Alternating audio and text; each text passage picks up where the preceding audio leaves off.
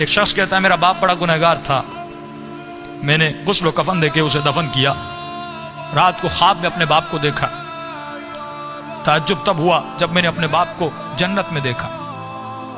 میں نے کہا بابا آپ تو بڑے گنہگار تھے، آپ تو بڑے خطاکار تھے، آپ جنت میں کیا کر رہے ہیں؟ اس نے کہا میرے لال 3 دن تک میری قبر میں آگ جل رہی تھی، 3 دن تک مجھ پر فشار قبر عذاب قبر میں مبتلا تھا، لیکن 3 دن کے بعد کچھ قبریں چھوڑ کر ایک نیک خاتون کو دفن کیا گیا، جس کی آنے کے بعد پورے قبرستان میں جن جن پہ عذاب ہو رہا تھا ان پر اللہ کی رحمتیں نازل ہونے لگیں۔ فرمایا نور برس رہا تھا۔ کہا بابا یہ کیسا نور تھا؟ کہا جیسے اس کو دفن کیا پہلی رات بھی، دوسری رات بھی، تیسری رات بھی اس کی قبر میں حسین ابن علی آتے تھے۔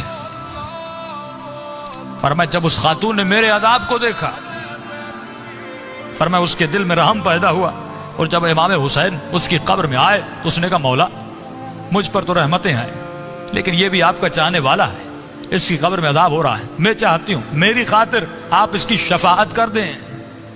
کہ اس وقت امام نے دعا کے لیے ہاتھوں کو بلند کیا، میرا عذاب ختم ہوا۔ کہ بابا وہ خاتون کون سی تھی؟ کہ اس کا نام یہ تھا، اس کے شوہر کا نام یہ ہے، فلاں محلے میں رہتی تھی۔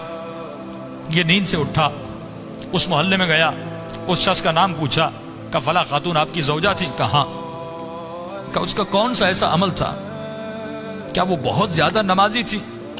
کہ نہیں، صرف واجبات پہ عمل کرتی تھی۔ کہ بہت زیادہ قرآن پڑھتی تھی؟ کہ نہیں، مختصر قرآن پڑھتی تھی۔ کہ کوئی ان کا خاص بہت زیادہ ذکر تھا؟ کہ نہیں، ایک عام سی زندگی گزارتی تھی لیکن اخلاق کی اچھی تھی۔ اس نے کہا اتنا پوچھ کیوں رہے ہو؟ اس نے سارا واقعہ بتایا کہ آپ کی زوجہ کی خاطر میرے باپ کی شفاعت ہو گئی، کوئی تو ایسا عمل ہوگا جس کی وجہ سے امام حسین اس کی قبر میں گئے۔ تو فرمایا ایک عمل تھا جو کثرت سے کیا کرتی تھی۔ کہ وہ کون سا عمل تھا؟ فرمایا روزانہ زیارت عاشورہ پڑھا کرتی تھی۔ یہ مقام اذکرونی اذکرکم ہے کہ ہمارے چاہنے والوں تم ہمیں یاد کرو، ہم تمہیں یاد کریں گے۔